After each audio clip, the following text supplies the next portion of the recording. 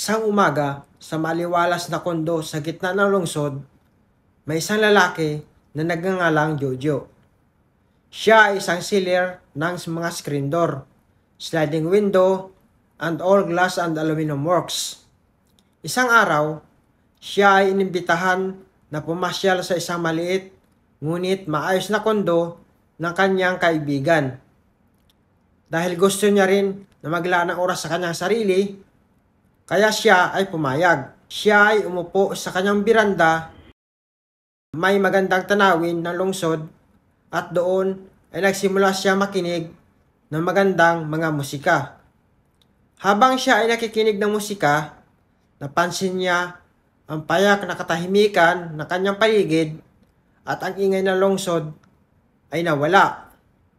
At para bang siya at ang kanyang musika ang naiwan sa mundo. Habang nagpapahinga si Jojo, napansin niyang unti-unti siyang nakakalimot sa lahat ng kanyang mga alalahanin at responsibilidad. Sa sandaling yon, lubos siya nang nalilimutan Ang stress at pressure ng kanyang trabaho. Ang kanyang kaisipan ay lumilipad palayo at siya ay tila lumulutang sa kalawakan ng kanyang sariling kasiyahan at katahimikan. Sa paglipas ng oras, napagtanto ni Jojo na ang simpleng pagpapahinga sa kondo ng kanyang kaibigan ay maaaring maging isang mahalagang bahagi ng kanyang kalusugan at kagalingan.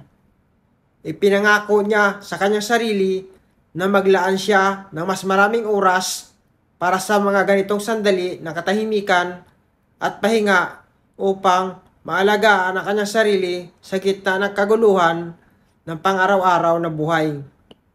sa pamamagitan ng simpleng pagtitig sa tanawin ng lungsod.